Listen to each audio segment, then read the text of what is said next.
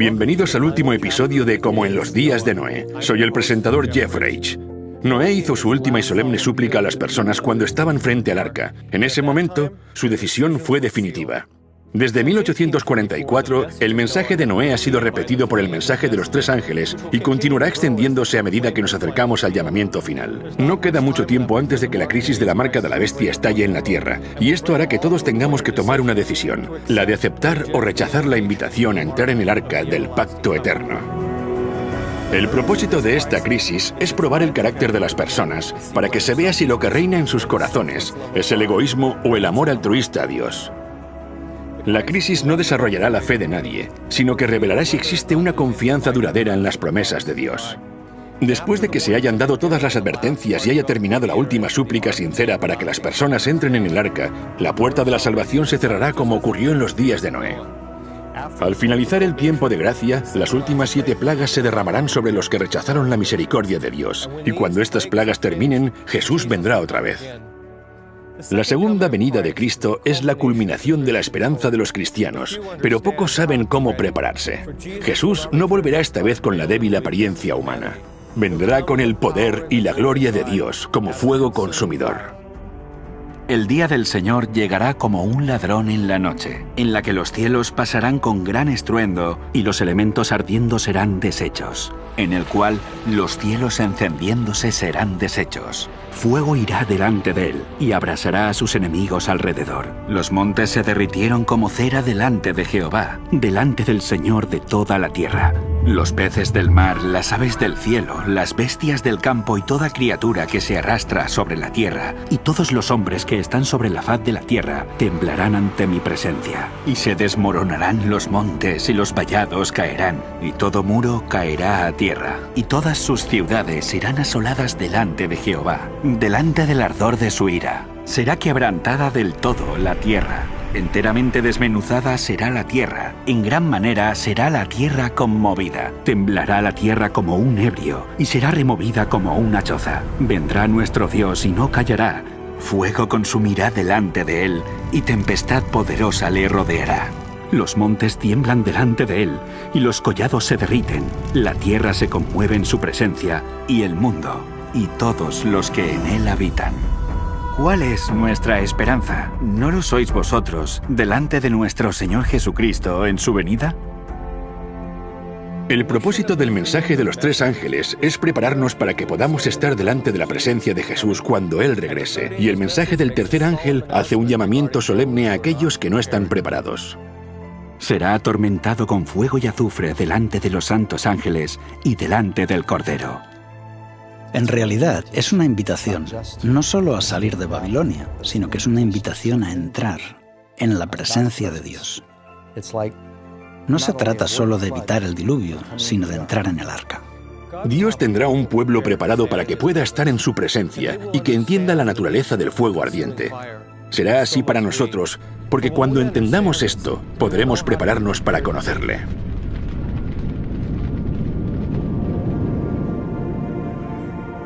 La presencia de Dios. Cuando uno piensa en el reino de los cielos, cuando uno piensa en el trono de Dios, la Biblia dice en Daniel 7 que su trono es como llama de fuego y sus ruedas fuego ardiente. Si uno lee cómo comenzó todo, la caída de Lucifer, la Biblia dice que se paseaba en medio de las piedras de fuego. En Hebreos la Biblia dice que sus ángeles son ministros de llama de fuego. Aquellos que sean redimidos, un día estarán sobre el mar de cristal mezclado con fuego. Jeremías dice, tu palabra en mi corazón se convierte en un fuego ardiente metido en mis huesos. También la Biblia nos dice, en Deuteronomio 33, la ley de fuego a su mano derecha. Si miramos solamente lo que dice la Biblia, vemos que Dios es un fuego ardiente. Daniel dice, un río de fuego procedía y salía de delante de él. Encontramos que Dios es un ser de fuego. Así que Dios es fuego. Lo que encontramos en la Biblia es que el cielo está lleno de fuego. La mayor parte de la gente, cuando piensa en un lugar de fuego, lo que le viene a la mente es el infierno. ¿Por qué Dios se manifiesta como fuego? ¿Por qué está rodeado de tanto fuego? En el Cantar de los Cantares de Salomón, la Biblia nos dice que el amor es como el fuego. Porque fuerte es como la muerte el amor, duros como el Seol los celos, sus brasas, brasas de fuego, fuerte llama. Las muchas aguas no podrán apagar el amor, ni lo ahogarán los ríos. El fuego es un símbolo de amor. Así que no es que Dios quiera asustar a la gente, ni asustarnos a nosotros, sino que se manifiesta como fuego porque en el cielo el fuego es el símbolo del amor. Dios quiere que podamos habitar en su presencia, pero como hemos pecado, ese fuego nos da miedo. El pecado es un material combustible. El pecado no puede existir frente a un Dios santo. Si nos presentamos ante Dios con nuestra condición pecaminosa, seríamos consumidos en un instante. Así que el objetivo final es: ¿cómo puedo conseguir que el hombre vuelva a estar en mi presencia sin que sea destruido, sin que sea consumido? De principio a fin, la Biblia cuenta la historia de un padre en los cielos que ha sido separado de sus hijos y desea reunirse con ellos. Hay una ilustración que nos muestra mejor que ninguna otra cómo Dios nos preparará para que podamos hablar con Él. Esto es a través del santuario, y es el verdadero motivo por el que fue dado. Y harán un santuario para mí, y habitaré en medio de ellos. El propósito del santuario era instruir a los hombres sobre cómo generar un carácter donde Dios pueda habitar. Dios quiere habitar con su pueblo, pero no puede hacerlo mientras se aferre al pecado. Si abandonas tu pecado y lo pones sobre el único que puede eliminar tu pecado, entonces puedes continuar viviendo porque Dios no quiere destruir al ser humano. Él destruye el pecado. Dios no pretende en ningún caso destruirnos, quiere destruir el pecado, no a nosotros. Y el santuario es el plan de Dios y su forma de acabar con el pecado. Él separa el pecado del individuo y puede centrarse en destruir el pecado. Este es el propósito. Cuando el pueblo de Israel fue liberado de la esclavitud de Egipto, aparece el plan del santuario que les conduce a la libertad y les prepara para entrar en la tierra prometida. Moisés ordena al pueblo de Israel que sacrifiquen un cordero. Esto apunta al altar del sacrificio. Después de que el pueblo de Israel sacrificara el cordero, llegaron al Mar Rojo. Pablo nos dice en 1 Corintios 10 que esto representa el bautismo. Esto recuerda la fuente de agua, la siguiente pieza del santuario. Todos pasaron el mar, y todos en Moisés fueron bautizados en la nube y en el mar. Debemos ser bautizados en su espíritu, debemos ser limpiados. El bautismo es un símbolo de un nuevo nacimiento. Después de que cruzaran el Mar Rojo, Dios hace llover maná del cielo, que nos recuerda a la mesa de los panes de la proposición, la palabra de Dios. Dios ahora les dice: y vosotros me seréis un reino de sacerdotes y gente santa. El candelabro de 7 brazos es un símbolo del pueblo de Dios. También te di por luz de las gentes, para que seas mi salvación hasta los confines de la tierra. En Éxodo 19, Dios instruye a Moisés para que le diga al pueblo de Israel que deben tener 3 días de preparación. Tenían que estar orando, suplicando, preparando sus corazones, lo que nos recuerda al altar del incienso, la oración. En Éxodo 20, Dios desciende y les da los 10 mandamientos. Así que ahora tenemos que la ley de Dios ha sido dada y tenemos su presencia. Podríamos decir que el pueblo de Israel, en esencia, está contemplando el lugar santísimo. Por eso vemos cierta semejanza entre el santuario y la salida del pueblo de Israel de la esclavitud a la presencia de Dios. Incluso queda representado en cómo el pueblo de Israel pasa de la esclavitud a la presencia de Dios. La tierra tembló.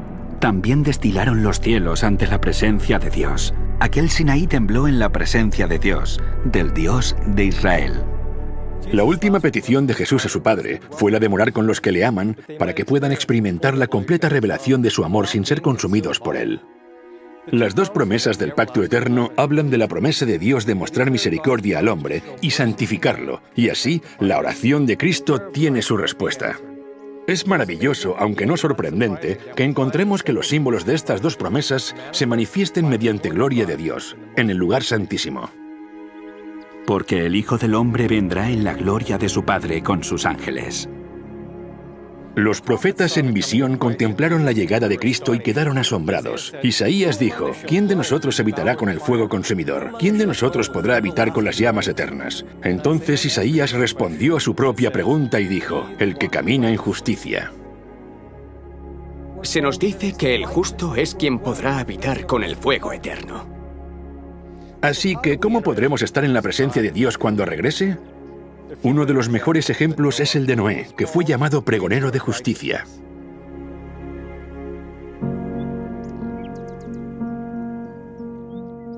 La idea de entrar en la presencia de Dios se encuentra en la historia de Noé, porque Noé y su familia entraron en la presencia de Dios cuando por fe entraron en el arca.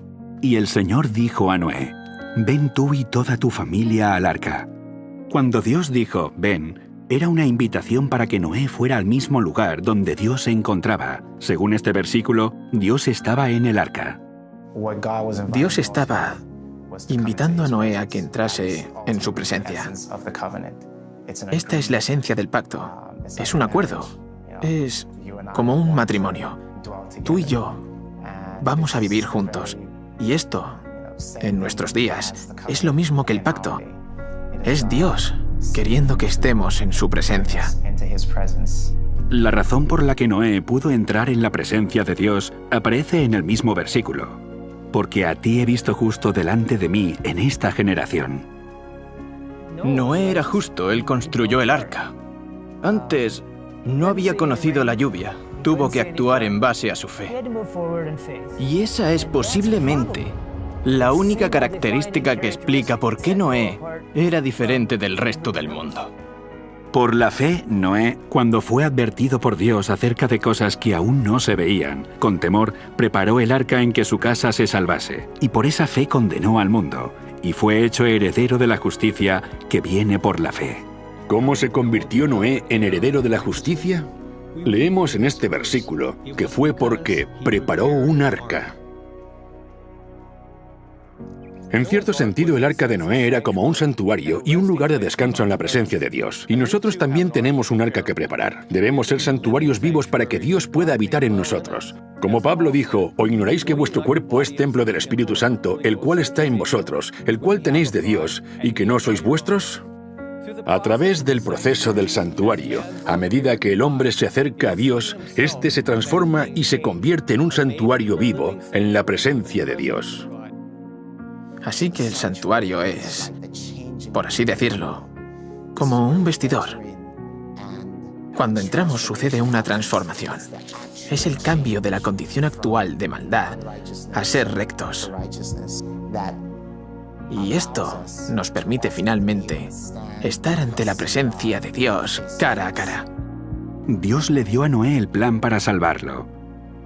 Y Noé cooperó con el plan de Dios al preparar el arca. De la misma forma, Dios nos ha dado el plan del santuario y debemos cooperar con el plan de Dios para nuestra salvación, preparando un lugar donde podamos habitar en su presencia conforme recorremos el camino del santuario. Porque vosotros sois el templo del Dios viviente. Como Dios dijo, habitaré y andaré entre ellos y seré su Dios y ellos serán mi pueblo.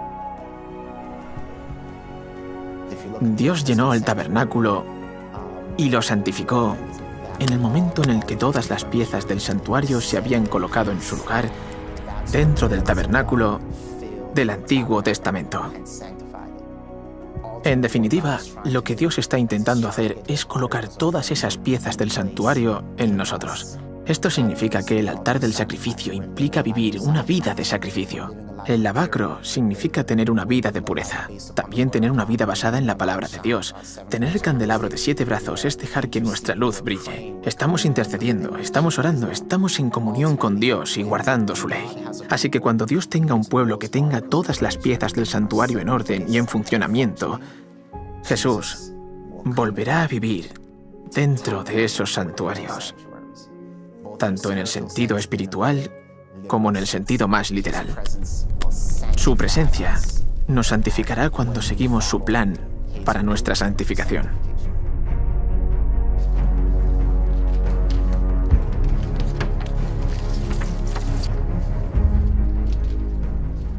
Muchos cristianos se preguntan por qué Jesús aún no ha regresado. ¿A qué espera? Bien, Jesús mismo nos dice que como en los días de Noé, así será la venida del Hijo del Hombre. Así que podemos hacernos la pregunta, ¿a qué esperaba Dios en los tiempos de Noé antes de enviar el diluvio? Pedro dice, cuando Dios esperaba con paciencia en los tiempos de Noé mientras se construía el arca. Dios esperó a que se construyera el arca para enviar el diluvio, y hoy Jesús espera por la misma razón.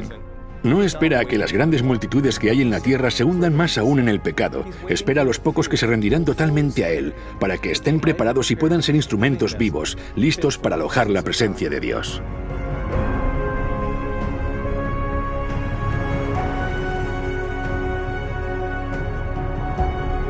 ¡Necesitamos estar limpios! El mensaje del tercer ángel tiene el propósito de preparar un pueblo listo para estar delante de Dios. Es una advertencia sobre la adoración a la bestia y a su imagen, y sobre recibir su marca. Pero el propósito de este conflicto final es principalmente el de prepararnos, para que podamos estar en la presencia de los ángeles santos y en presencia del Cordero. Este mensaje nos guía al lugar santísimo ante la presencia del Cordero. Por esta razón, el mensaje del tercer ángel y el santuario están conectados. La presencia de Dios estaba en el lugar santísimo del santuario del Antiguo Testamento. El sumo sacerdote solo podía entrar al lugar santísimo una vez al año, pero ahora se nos llama a seguir al sumo sacerdote al lugar santísimo mediante la fe. Así que, hermanos, mediante la sangre de Jesús, tenemos plena libertad para entrar en el lugar santísimo. Hebreos 10:19 habla de entrar en el lugar santísimo mediante la fe. Y para los cristianos este ha sido un concepto muy difícil de entender. Primero, porque muchos no saben que existe un santuario en el cielo. Pero cuando entienden este concepto, no saben exactamente qué significa.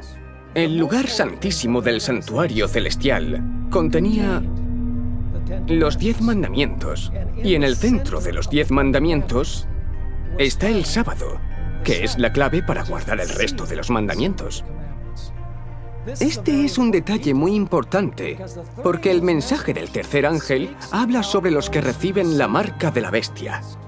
Así que el mandamiento del sábado conecta claramente en el mensaje del tercer ángel con el santuario, porque el mensaje del tercer ángel aborda la cuestión del sábado o domingo, y el lugar santísimo es por supuesto donde se encuentra la ley, y en el centro de la ley está el sábado. Cuando vemos la relación entre el mensaje del tercer ángel en Apocalipsis 14 y el lugar santísimo, logramos entender qué es lo que va a suceder con los justos y qué es lo que ocurrirá con los malvados. Aquellos que rechacen el mensaje de los 3 ángeles, y en particular aquellos que adoren a la bestia y a su imagen y reciban su marca, sufrirán el castigo por fuego. Eso es lo que dice el mensaje del tercer ángel. No podrán soportar la presencia del fuego, sino que serán consumidos por el fuego. Y será atormentado con fuego y azufre, en presencia de los santos ángeles y en presencia del Cordero. Pablo hace una advertencia acerca del mensaje del tercer ángel en 2 de Tesalonicenses. Y a vosotros que sois atribulados, daros reposo con nosotros, cuando se manifieste el Señor Jesús desde el cielo, con los ángeles de su poder, en llama de fuego, para dar retribución a los que no conocieron a Dios, ni obedecen al Evangelio de nuestro Señor Jesucristo, los cuales sufrirán pena de eterna perdición, excluidos de la presencia del Señor y de la gloria de su poder. En este versículo, la declaración afirmativa que nos muestra cómo prepararnos para el momento cuando el Señor Jesús sea revelado, aparece en la orden, daros reposo con nosotros.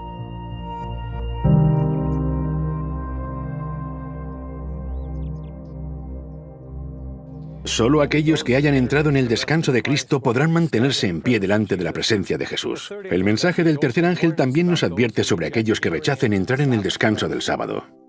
Y no tienen reposo de día ni de noche los que adoran a la bestia y a su imagen, ni nadie que reciba la marca de su nombre. El mensaje del tercer ángel es de hecho una advertencia a la gente para que no reciba la marca de la bestia, que no observen el falso día de adoración, sino que guarden el sábado, que es el sello de Dios, en honor del gran Creador y en honor del Redentor. Cuando el ángel vuela, está señalando al santuario de los cielos. ¿Por qué? Porque ¿cómo evitamos la marca de la bestia? Entrando por la fe en el lugar santísimo. En Salmos 91, David escribe acerca de los que han entrado al lugar santísimo cuando dice: No te sobrevendrá mal, ni plaga tocará tu morada. Pues a sus ángeles mandará cerca de ti, que te guarden en todos tus caminos. Cuando las últimas 7 plagas hayan caído, aquellos que hayan entrado en el lugar santo mediante la fe, no recibirán las plagas y serán protegidos por ángeles santos. ¿Por qué? Porque David dice en el versículo 1, el que habita al abrigo del Altísimo morará a la sombra del Omnipotente. La Biblia también revela la ubicación de este lugar secreto. Porque en el día de la aflicción, Él me resguardará en su morada, al amparo de su tabernáculo me esconderá. Es en el tabernáculo o santuario donde Dios tiene un refugio para su pueblo. ¿Y dónde está ese lugar secreto en el santuario? De nuevo David escribe esto: En el secreto de tu presencia los esconderás. El lugar secreto es una referencia al lugar santísimo, en el santuario de Dios, que es donde habita la presencia de Dios. Aquellos que han entrado por fe al lugar santísimo y se someten a su ley, se someten a su voluntad, son los que entran en el refugio del Altísimo.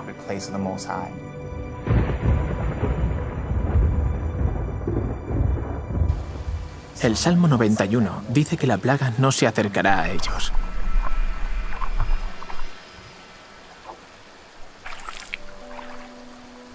Así que es muy significativo ver que en el tiempo del fin, cuando ocurran estas plagas, los que escapen de ellas son aquellos que habiten en el lugar secreto.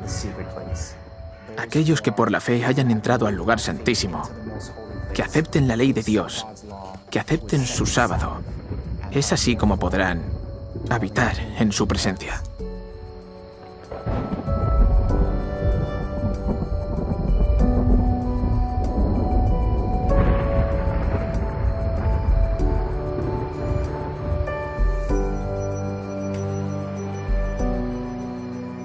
En el lugar santísimo del santuario está la presencia de Dios, el arca del pacto, y dentro del arca estaban los 10 mandamientos, también llamados el testimonio. En los días de Noé, el trono estaba representado simbólicamente en la tierra. Dentro del arca estaba la presencia de Dios, estaba el arca en sí misma, y dentro del arca estaban los testimonios vivos, en cuyos corazones y mentes había sido escrita la ley de Dios. Habían entrado en el arca, en la presencia de Dios, que nos recuerda al lugar santísimo, y en sentido espiritual habían aceptado el pacto. Esta escena no es sino una representación simbólica de ese día final, cuando aquellos que hayan aceptado el pacto eterno estén delante de la presencia de Cristo cuando Él regrese. Dios quería decir al hombre: mira, esto es lo que quiero para ti. Quiero que puedas estar en mi presencia sin que seas destruido. Igual que Sadrach, Mesach y Abednego. Veamos lo que ocurrió. Les dicen que cuando la música pare, tienen que inclinarse ante la imagen. Se niegan a hacerlo y entonces son llevados ante el rey. El rey les da otra oportunidad y les dice: si no lo hacéis, os arrojaré a un horno de fuego incandescente. Y por supuesto, no lo hicieron. Calentó el horno 7 veces más fuerte de lo que ya estaba y los arrojó dentro. Pero no les destruyó porque la presencia de Dios estaba allí con ellos. Pero el mismo fuego sí que destruyó a aquellos que los arrojaron dentro del horno de fuego. Fue porque no estaban preparados para estar delante de la presencia de Dios, mientras que no afectó en nada a Sadrach, Mesach y Abednego. ¿Por qué no ardieron estos 3 jóvenes? La respuesta es sencilla. No había rastro de pecado en ellos. Estaban tan unidos a Cristo que Él estaba con ellos en el fuego. Su carácter estaba tan pulido que estaban limpios. delante del Hijo de Dios. Aquellos que han aceptado a Jesús como Salvador y que han permitido que la gracia de Dios limpie sus vidas de pecado, no serán consumidos por el fuego. Como habían obedecido a Dios, fueron protegidos y purificados por Cristo. Podían estar entre llamas y resultar ilesos. Y por otro lado, aquellos que los arrojaron al fuego fueron destruidos por el mismo fuego sin que ni siquiera estuvieran dentro del horno. Los que son justos serán arropados por la justicia de Cristo. No habrá nada en ellos que pueda arder. Y por lo tanto, podrán permanecer en la presencia del Señor, mientras que a los malvados, el mismo pecado que albergan, los destruirá. Nuestro Dios es un fuego ardiente y ahora debemos permitir que Cristo y su Espíritu nos purifique y santifique para que podamos soportar su llegada. De lo contrario, huiremos de ese fuego, de esa gloria. El fuego destinado a destruir a esos hombres se convirtió para ellos en un arca de refugio, porque la presencia del Hijo de Dios estaba con ellos. Esta es una lección para todos nosotros sobre la naturaleza de la segunda venida de Cristo. Al mismo tiempo que la gloria de su presencia destruirá a los malvados, para los justos será un arca de fuego.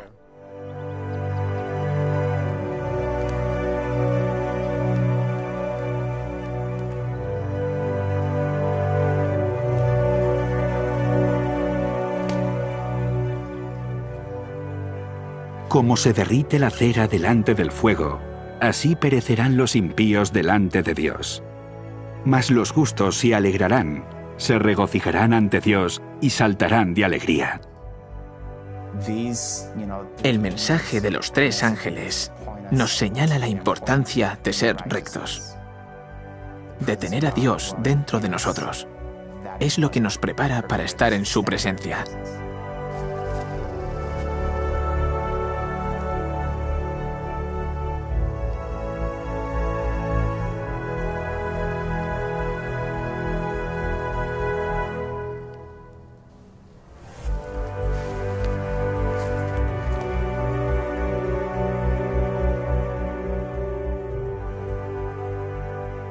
La misión que Jesús vino a cumplir en la tierra se revela en su última oración. Padre, aquellos que me has dado, quiero que donde yo estoy, también ellos estén conmigo, para que vean la gloria que me has dado. La última petición de Jesús a su Padre fue la de habitar con aquellos que le aman, para que puedan experimentar la completa revelación de su amor sin ser consumidos por él. Las 2 promesas del pacto eterno cumplen este propósito. Declaran la promesa de Dios de mostrar clemencia al hombre y santificarlo para que la oración de Cristo reciba respuesta. Es maravilloso, aunque no sorprendente, que encontremos que los símbolos de estas 2 promesas se manifiestan en el lugar santísimo mediante la gloria de Dios. El sábado es la señal de la promesa de Dios de santificar al hombre, para que pueda habitar en la presencia y la gloria de Dios. En su presencia, el verdadero significado del descanso del sábado será plenamente comprendido. Sin nada que separe al hombre de Dios, encontrará reposo por la eternidad. No habrá más tristeza, no habrá más dolor, ni enfermedad, ni sufrimiento. En tu presencia hay plenitud de gozo, dijo David. En la presencia de Dios, el hombre encontrará el verdadero significado del descanso del sábado. Por lo tanto, es en la manifestación de la presencia de Dios en el lugar santísimo donde vemos representado el simbolismo y la importancia del sábado. Esto, unido a la manifestación del fuego ardiente, es donde Ezequiel vio la señal de la promesa de misericordia, y vi apariencia como de bronce refulgente, como apariencia de fuego dentro de ella en derredor, desde el aspecto de sus lomos para arriba, y desde sus lomos para abajo vi que parecía como fuego, y que tenía resplandor alrededor. Entonces Ezequiel describe en detalle este resplandor que rodea la presencia de Dios. Como parece el arco iris que está en las nubes el día que llueve, así era el parecer del resplandor alrededor. Esta fue la visión de la semejanza de la gloria del Señor.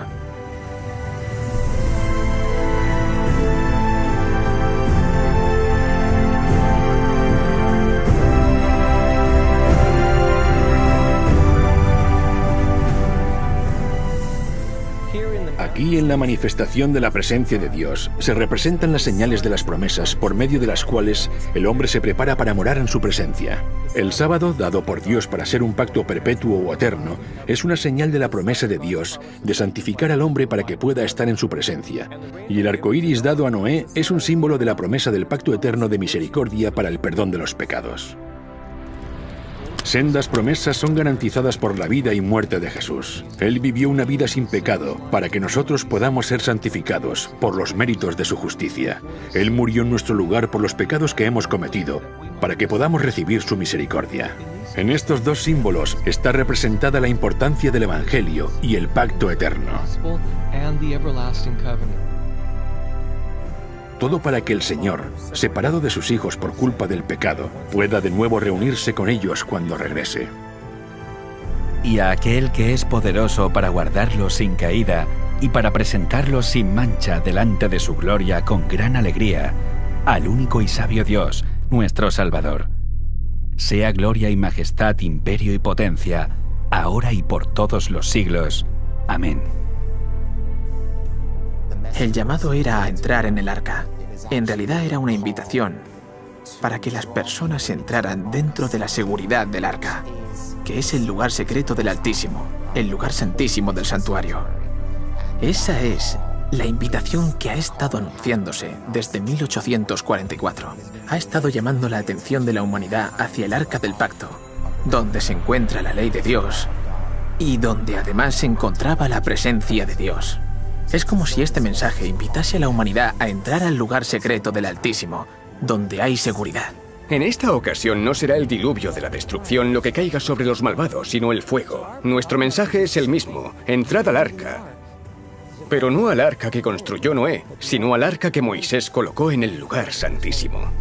En realidad, el lugar secreto es la presencia de Dios.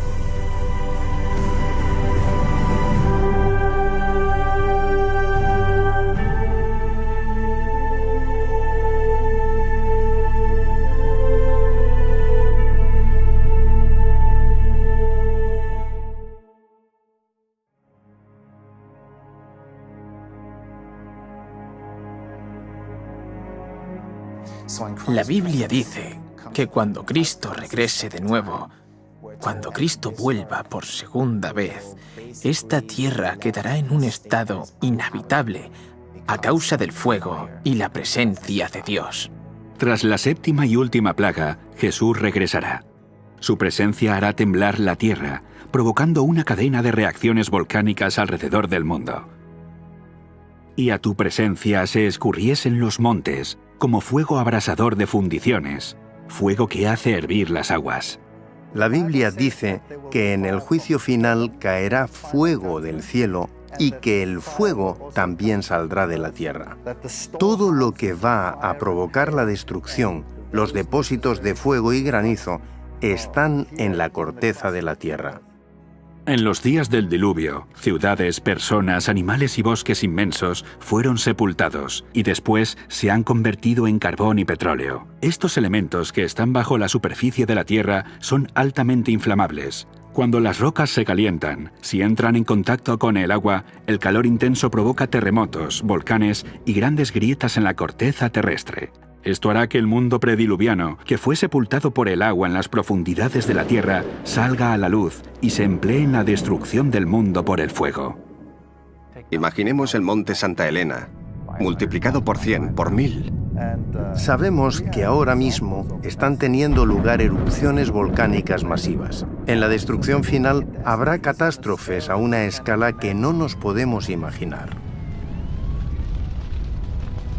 En el tiempo de Noé, el agua cayó del cielo y el agua surgió de las profundidades de la tierra. En el tiempo del fin, el fuego será usado de la misma forma. Los rayos que caían del cielo se unirán con el fuego de la tierra y arderán las montañas como un horno y expulsarán terroríficos ríos de lava, cubriendo jardines y campos, pueblos y ciudades. La tierra colapsará.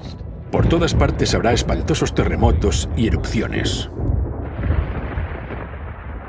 Isaías 24, versículo 5, dice el porqué de todo esto. Y la tierra se contaminó bajo sus moradores, porque traspasaron las leyes, falsearon el derecho y quebrantaron el pacto sempiterno. Por esta causa, la maldición consumió la tierra, y sus moradores fueron asolados. Por esta causa fueron consumidos los habitantes de la tierra, y disminuyeron los hombres. Es interesante que diga que traspasaron las leyes. En el libro de Deuteronomio encontramos que el pacto, los 10 mandamientos, se escribió en tablas de piedra. Así que la causa principal es la falta de consideración que las personas han tenido por la ley de Dios y más concretamente por su sábado.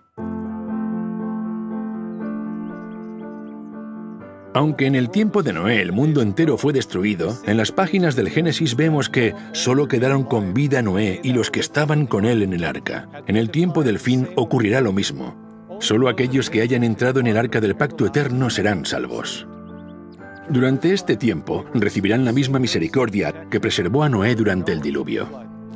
El arco iris que Noé y su familia vieron después del diluvio, en cierta forma era un pacto eterno que no solo les incluía a ellos y a las siguientes generaciones, también incluiría a la generación de Dios en el tiempo del fin, que sería protegida en medio de las convulsiones que tienen lugar en la tierra durante la 7ª plaga, tal y como aparece en el libro de Isaías. Dios promete que, al igual que el pacto que hizo con Noé, Él mantendrá ese pacto con su pueblo. Aunque durante el diluvio la tierra colapsó, Él preservó a Noé y lo ratificó con la promesa del arco iris. Dios dice que hará lo mismo con su pueblo en el tiempo del fin. Con un poco de ira escondí de ti mi rostro por un momento, pero con misericordia eterna tendré compasión de ti, dijo el Señor tu Redentor. Porque esto no será como en los días de Noé, cuando juré que nunca más las aguas de Noé pasarían sobre la tierra. Así he jurado que no me enojaré contra ti, ni te reñiré. Porque los montes se moverán, y los collados temblarán, pero no se apartará de ti mi misericordia, ni el pacto de mi paz se quebrantará, dijo Jehová, el que tiene misericordia de ti. En este pasaje, Dios confirma con la última generación el pacto de misericordia que Él estableció con Noé antes del diluvio. El arco iris era, y aún es, la señal y el símbolo de la promesa de misericordia hecha por Dios, porque Isaías dice que esta promesa se extendía a todos los habitantes de la tierra, cuando los montes se moverán y los collados temblarán. En el libro de Apocalipsis vemos que se describe este mismo acontecimiento en el capítulo 16, donde leemos: «Toda isla huyó y los montes no fueron hallados». En este capítulo podemos ver que este acontecimiento ocurre cuando el 7º ángel envía la 7ª y última plaga. El arco iris, que era una señal de la promesa de misericordia hecha por Dios a Noé, también es una señal de la misericordia durante las 7 últimas plagas. El arco iris del pacto eterno es tanto una promesa de misericordia para preservarnos durante la destrucción del mundo por el fuego, como lo fue para preservar a Noé durante la destrucción del mundo por el agua. Si uno ha estado en medio del océano durante una gran tormenta, sabe lo aterrador que es. Aún así, Noé fue protegido en medio de esta increíble adversidad. Y saber que Dios protegió a Noé en ese momento nos recuerda que Él puede también protegernos durante la tormenta que está por venir.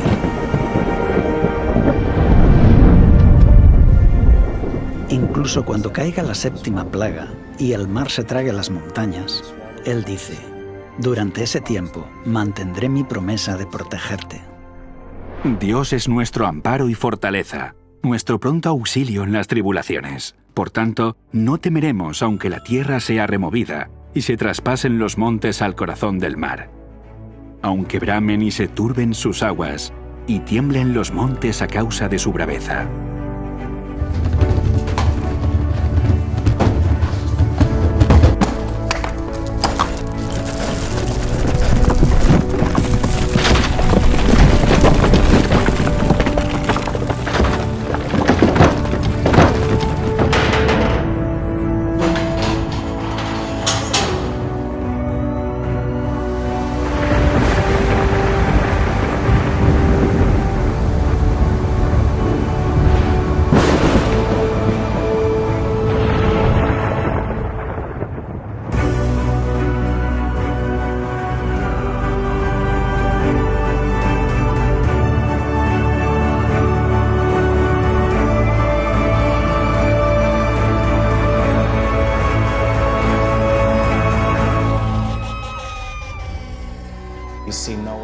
Vemos que el pacto hecho con Noé marca el paso de un mundo antiguo a un mundo nuevo. Esto es lo que Dios quiere hacer con nosotros.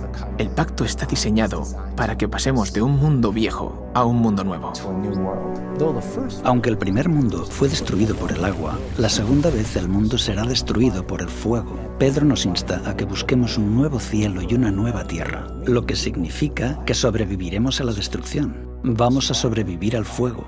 En el libro de Isaías, Dios dice que creará cielos nuevos y una nueva tierra. Todo lo que le sucedió a Noé y lo que sucederá en los últimos días es para que podamos regresar al Edén. Quiere restituir el paraíso para el hombre y la pureza al universo. De acuerdo al libro de Apocalipsis, la tierra nueva será un lugar donde no habrá más lágrimas, ni más llanto, ni más pecado, ni muerte, ni sufrimiento. En otras palabras, todo será perfecto. El mundo volverá a la condición que tenía antes de pecar. No habrá más espinas, ni más muerte. No habrá nada en la naturaleza que refleje nada impuro, ni nada que se deteriore o muera. El clima será perfecto. No habrá dolor, ni sufrimiento, ni pena. Y así la tierra será en todo el reflejo de la verdadera gloria y el carácter de Dios. Y oí una gran voz del cielo que decía: He aquí el tabernáculo de Dios con los hombres, y Él morará con ellos, y ellos serán su pueblo, y Dios mismo estará con ellos y será su Dios. Su santuario estará con nosotros. Dios vivirá con nosotros. Vemos que Apocalipsis dice que no hay templo. Ya no hay más necesidad de una pila bautismal. Ya no hay más necesidad de un altar de incienso, de la mesa de los panes de la proposición, las velas, ni de ninguna de todas estas cosas, porque todo ha sido restaurado. Ese era el propósito del santuario, que Dios pudiera habitar en medio de su pueblo.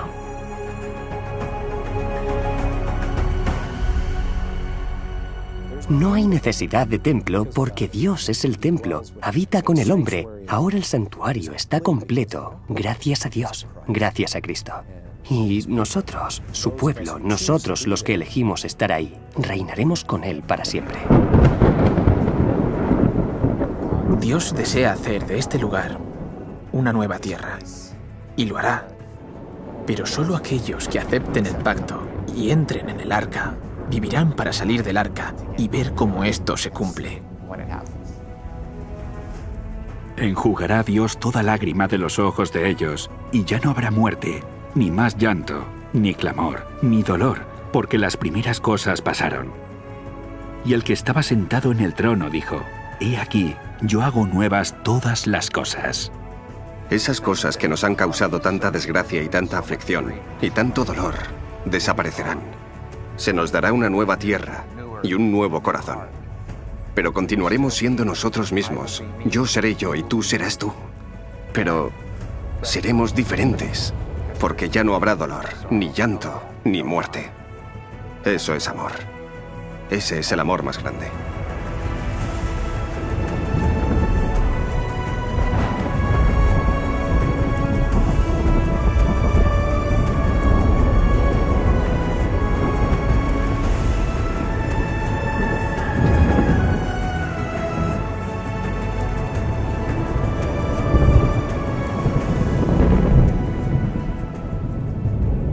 Podemos retroceder por esta línea de tiempo y ver cómo la profecía bíblica predijo cada evento, desde la historia de Noé y el diluvio, la profecía de las 70 semanas que anunciaba el sacrificio de Cristo, la corrupción y la restauración del santuario, y los acontecimientos que ahora estamos viviendo.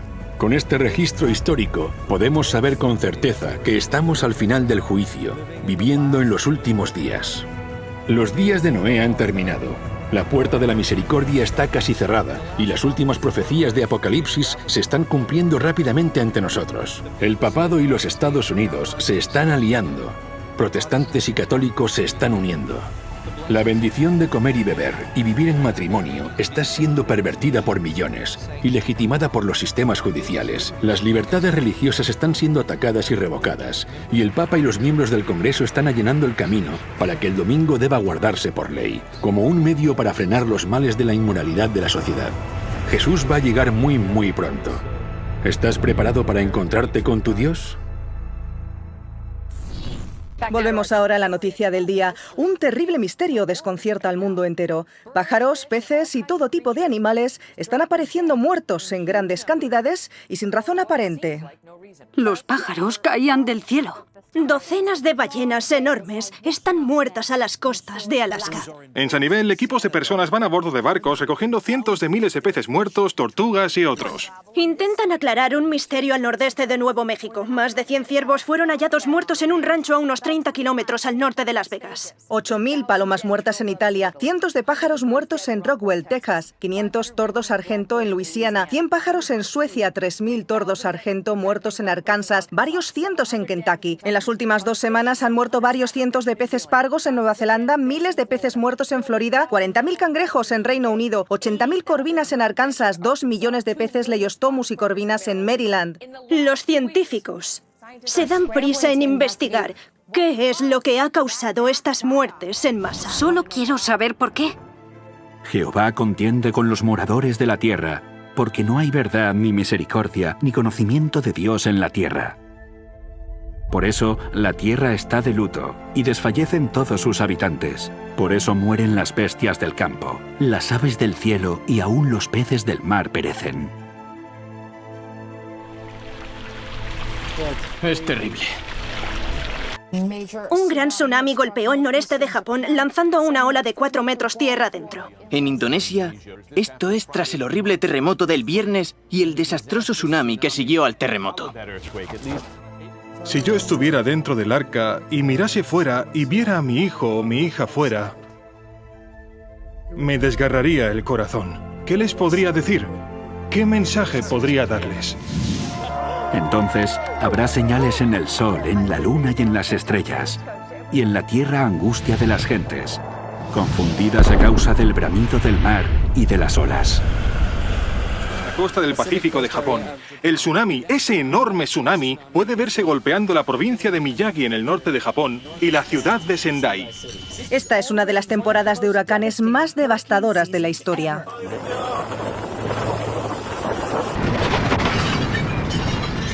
Objetos en llamas cayendo desde el cielo después de que un meteorito explotase en la Tierra, causando un inmediato desastre. En estos momentos impactan varios tornados en Oklahoma, uno de ellos de 1,5 kilómetros de envergadura. Incendios descontrolados al oeste. Solamente en California hay más de una docena ardiendo. Probablemente habrá gran agitación financiera en el mundo, desastres naturales y mucho miedo. La gente acudirá a las iglesias. La amenaza existencial de nuestra era, la crisis climática. Una crisis que se hace evidente en los desastres naturales de proporciones épicas. La crisis ecológica es en esencia un problema espiritual. La encíclica Laudato Si es el documento papal más importante sobre el medio ambiente que ha existido nunca. Consume menos, compra menos. Tenemos que reflexionar sobre nuestro estilo de vida. Creo que es importante el hecho de que esté hablando de este tema con empresarios del petróleo de BP y otras compañías. Se reclama una nueva moralidad medioambiental. La encíclica se basa en una sencilla premisa. ¿Qué tipo de mundo queremos dejar a nuestros hijos? Recientemente ha concluido que el calentamiento global es un problema moral. Ante un problema frente al que los activistas encuentran indiferencia, en el que se duda de los científicos y se ignoran los organismos internacionales, al menos el Papa desde el Vaticano está consiguiendo llamar la atención, como si se tratara de una estrella del rock. He quedado muy impresionado por el Papa Francisco. Debemos introducir principios morales en nuestra economía. Protestantes y católicos están uniendo sus fuerzas. Secretario General de la Iglesia Reformada de América asistió a una iglesia presbiteriana en los Estados Unidos. De Estados Únicos, el presidente de la Convención Nacional Bautista, superintendente general de la Iglesia Internacional de Santidad Pentecostal, presidente de la Asociación Nacional de Evangélicos, Sir Bernard Senior, presidente del Consejo de Iglesias de la ciudad de Nueva York. Viajó a Suecia para encontrarse con el presidente de la Federación Luterana Mundial. Ambos firmaron una declaración donde se comprometen a mejorar las relaciones entre católicos y luteranos. Porque en 1999, la Iglesia Católica y la Iglesia Luterana firmaron un acuerdo que llevó al fin de la protesta. Firmada en 1999, la declaración puso fin a uno de los asuntos más importantes que separaron a los católicos y luteranos desde la Reforma. Con el acuerdo, ambas partes reconocen que la fe no es lo único que lleva a la salvación, sino que las obras también son necesarias. Esto puso fin a la protesta de Lutero. Hermanos y hermanas, la protesta de Lutero ha terminado. ¿Y la vuestra? Si ya no hay protesta, ¿cómo puede haber una iglesia protestante?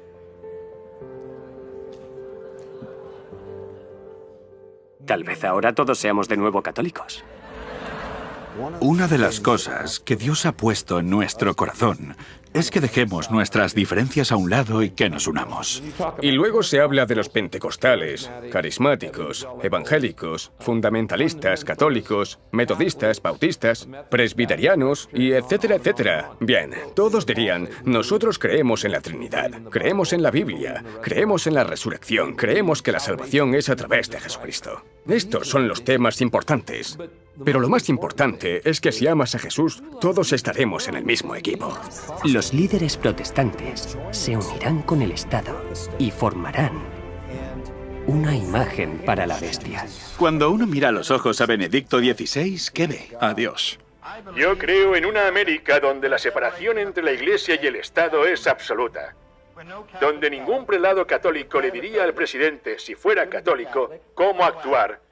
Y ningún ministro protestante le diría a sus feligreses a quién votar. Como sabrás, ese discurso ha sido leído por millones de americanos. ¿Por qué no estás de acuerdo con él? Porque la primera línea importante del discurso dice: creo en una América donde la separación de la Iglesia y el Estado es total. Yo no creo en una América donde la separación de la Iglesia y el Estado es total. Hablemos de Dios y de la Constitución. Oh, me parece bien. El gobernador Mike Hook había ayer. Adelante. En esta contienda tengo oponentes que no quieren cambiar la Constitución, pero yo creo que es mucho más fácil cambiar la Constitución de lo que costaría cambiar la palabra de Dios viviente. Y eso es lo que tenemos que hacer, modificar la Constitución para que cumpla los estándares de Dios, antes que cambiar los estándares de Dios para que se ajusten a la forma en la que nos relacionamos unos con otros y dentro de la familia. Cuando la América protestante haga esto, entonces habrá formado la imagen de la bestia. El gobierno estará junto a los católicos americanos para promover los valores que todos compartimos como cristianos y americanos. La separación entre la Iglesia y el Estado no está en la Constitución, no está en la Declaración. Deberíamos ejercer una influencia sobre las artes y el entretenimiento, sobre los medios de comunicación, los deportes, sobre la educación, sobre el gobierno. Aumentar la libertad religiosa, reduciendo las restricciones sobre las iglesias a las que ahora les estaría permitido ser políticamente activas. El presidente hizo hoy unas declaraciones en el despacho oval, rodeado de líderes religiosos evangélicos y miembros de grupos religiosos. Firmó una proclamación que establece el domingo como día de oración para aquellos... Nuestra herencia cristiana será amada, protegida, defendida, como nunca antes se ha visto. El poder político presionará con el fin de usar el poder militar y policial para perseguir a los que creen en la verdad bíblica. Anuncio cuál será nuestro siguiente paso. Crear un cuerpo especial para la libertad religiosa. Está claro que este cuerpo especial no se ocupará de la libertad religiosa de todos. Algunos críticos incluso lo están llamando un guiño al nacionalismo cristiano. Más de 80 importantes representantes del gobierno se unirán para promover la libertad religiosa. Son algunas de las personas más poderosas del país y ahora han hecho historia al reunirse en la Casa Blanca como parte del gabinete de estudio de la Biblia del presidente. Así que, ¿qué hay detrás de este despertar espiritual en la Casa Blanca? En las últimas elecciones, el 80% de los cristianos evangélicos blancos votaron a Donald Trump. Esto le ha conferido un enorme apoyo y tienen un gran poder político para influir en la política gubernamental. El consejero evangélico del presidente Trump asegura que Dios le ha dado la autoridad para sacar al dictador norcoreano Kim Jong-un. El pastor Jeffers cita una parte del texto bíblico de Romanos 13 que dice: pues es servidor de Dios, vengador, para castigar al que hace lo malo. Especialmente Romanos 13 le da al presidente Trump la autoridad moral para usar la fuerza que sea necesaria. ¿Es este el presidente más evangélico que ha visto? Sí, por supuesto, no creo que haya ninguno. Y pedirán la intervención del Estado, y la gente obedecerá por miedo. Estamos erosionando lentamente la religión cada vez que se nos presenta la oportunidad. Posiblemente necesitaríamos debatir un proyecto de ley que requiera que cada americano vaya a la iglesia de su elección el domingo. Y que ninguno pudiese comprar ni vender, sino el que tuviese la marca. ha sufrido una pérdida de unos 37 puntos, así que las acciones de Apple se están viendo afectadas. Las bolsas cayendo entre un 3 y un 4,5% en todos estos mercados. Cuéntanos sobre la velocidad con la que se está deteriorando este mercado. 676 puntos menos. Ha sido el peor día en Wall Street desde la crisis de 1987. Algunos las llaman las ideas radicales de la Iglesia Católica para solucionar la crisis económica mundial. El Papa Benedicto XVI está llamando a un nuevo orden financiero mundial. En la tercera encíclica de su pontificado, Benedicto denuncia el ansia de lucro que domina en la economía globalizada y lamenta que la codicia haya traído la peor recesión desde la Gran Depresión. El Vaticano ha dicho que la desigualdad económica en todo el mundo es muy peligrosa. Que la economía global debe estar basada en un comportamiento ético y que los sistemas financieros deben trabajar para lograr el bien común universal. El Vaticano propone el establecimiento de un Banco Mundial Central. Una propuesta para crear una nueva autoridad financiera que incluya un Banco Mundial Central y un nuevo impuesto sobre transacciones financieras internacionales. Este jueves, el Papa Francisco instó a los oprimidos a cambiar el orden económico mundial. La situación de la economía en todo el mundo es complicada. No solo en Estados Unidos, lo es en todas partes. Y creo que tienen que haber muchos cambios en las políticas y el Papa claramente tiene una opinión al respecto. ¿Existe la posibilidad de que haya una nueva moneda mundial que sustituya al dólar? La crisis de la deuda en Grecia hace caer en picado el mercado de valores. Sería una medida real que frenaría el declive del poder americano en la esfera mundial. Así que lo que necesitamos hacer ahora es crear un nuevo orden mundial.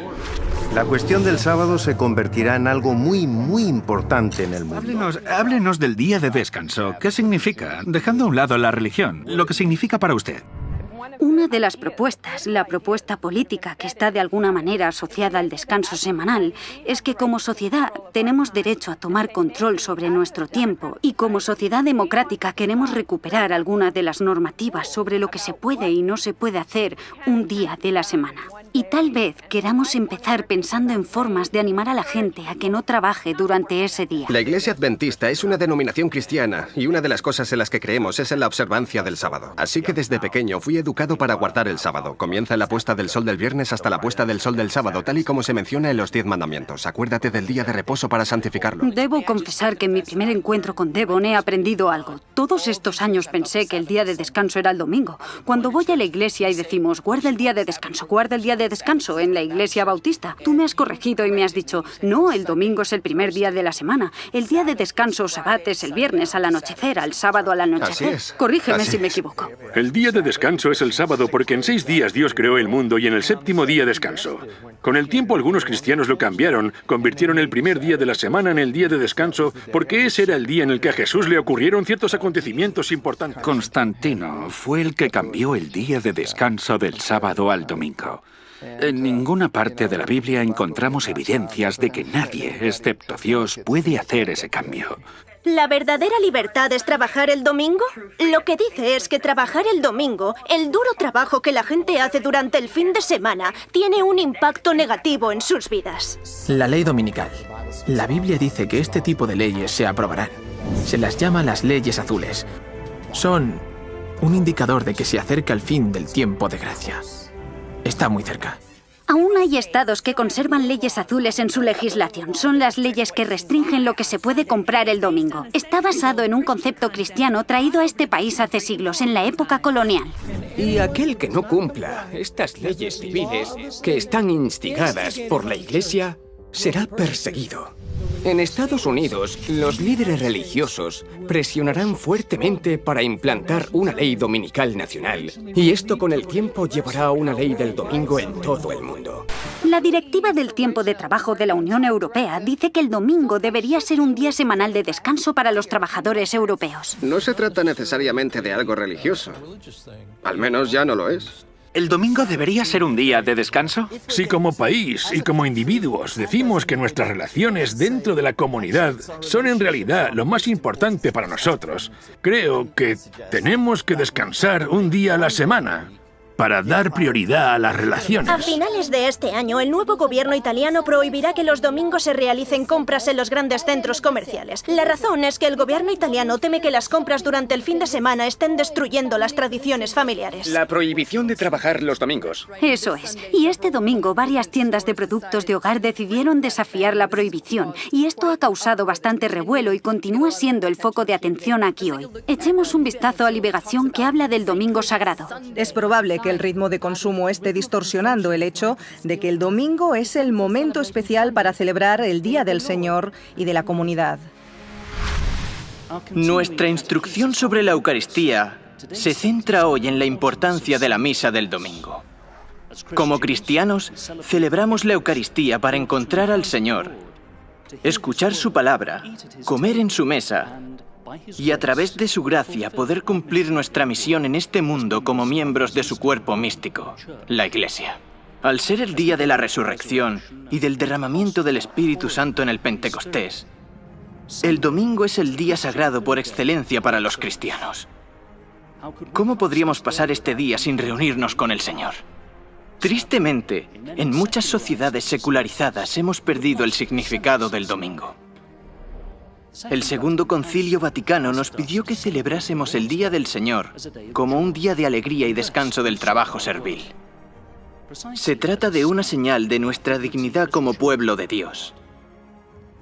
El propósito es que cada domingo sea un anticipo de la dicha eterna y del reposo al que estamos llamados y que compartimos incluso ahora en la Sagrada Comunión. En realidad, vamos a misa no para darle algo a Dios, sino para recibir de Él la gracia y la fuerza para seguir creyendo en su palabra. El mensaje del tercer ángel habla de reconciliarnos con Cristo, para que así evitemos el castigo de los malvados. Esta es la razón por la que Juan en Apocalipsis 14:12 termina diciendo: aquí está la paciencia de los santos, los que guardan ¿qué? Los que guardan los mandamientos de Dios y la fe de Jesús.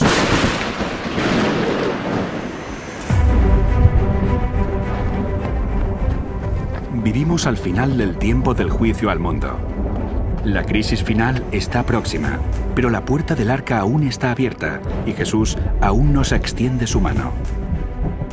Ahora es el momento de entrar en el pacto eterno, entrando en su descanso. Solo aquellos que reciban la misericordia de Dios y sean santificados encontrarán refugio con Cristo en Dios hasta que pase la desolación. Vuelve tu rostro al trono de Dios y allí verás el arco iris del pacto, la promesa viva de Dios. Quien se apropia de las provisiones de misericordia que han sido hechas y se apodera de los méritos de la vida y la muerte de Cristo, tiene en el arco iris de la promesa la bendita seguridad de la aceptación del Padre mientras exista el trono de Dios. Mientras se derraman las últimas 7 plagas y durante la venida de Cristo, los justos habitarán sanos y salvos en presencia del Cordero, a la espera de un nuevo cielo y una nueva tierra donde habite la justicia. Y por fin Dios habitará con el hombre.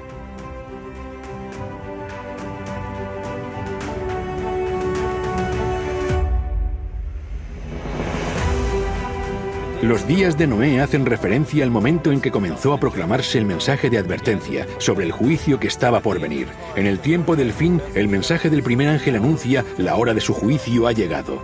Noé predicó el Evangelio eterno, y en el tiempo del fin, el mensaje del primer ángel proclama también el Evangelio eterno. Noé tenía un mensaje para el mundo, y el mensaje de los 3 ángeles en el tiempo del fin está también dirigido a todos los que habitan en la tierra, a toda nación, tribu, lengua y pueblo. Noé invitó a que la gente renunciara a sus ídolos y a sus falsos sistemas de adoración. En el tiempo del fin, el mensaje del segundo ángel anuncia la caída de Babilonia, exponiendo su sistema falso de culto y sus pecados, y anuncian la súplica de Dios. Salid de ella, pueblo mío, para que no seáis partícipes de sus pecados, ni recibáis parte de sus plagas. En los días de Noé, las personas pasaron una prueba para ver quién confiaría las promesas del pacto eterno y entraría dentro del arca. Ahora, en el tiempo del fin, el mensaje del tercer ángel nos advierte de la prueba que está por llegar y manifestará quiénes confiaron en las promesas del pacto eterno y entraron en el descanso del sábado. Noé era pregonero de la justicia, por la fe un heredero de la justicia, lo que le preparó para entrar en la presencia de Dios.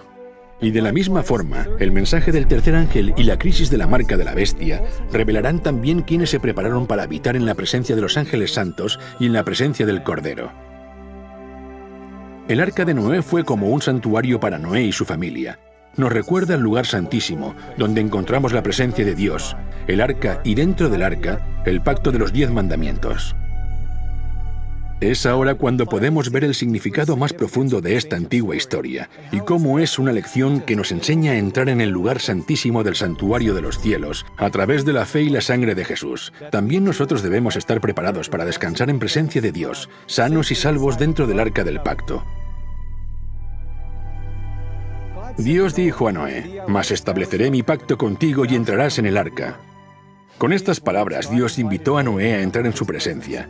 Una imagen de la última invitación de Jesús al hombre para que entre en la gloria de su presencia en su segunda venida. Las lágrimas de Noé y sus últimas súplicas a los hombres presagiaron las lágrimas de Jesús en su última y angustiosa súplica dirigida a nosotros mediante el mensaje de estos 3 ángeles. Nos dice lo mismo que a Noé: entra en el arca.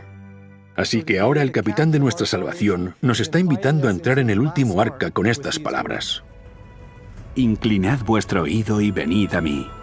Oíd y vivirá vuestra alma, y haré con vosotros pacto eterno.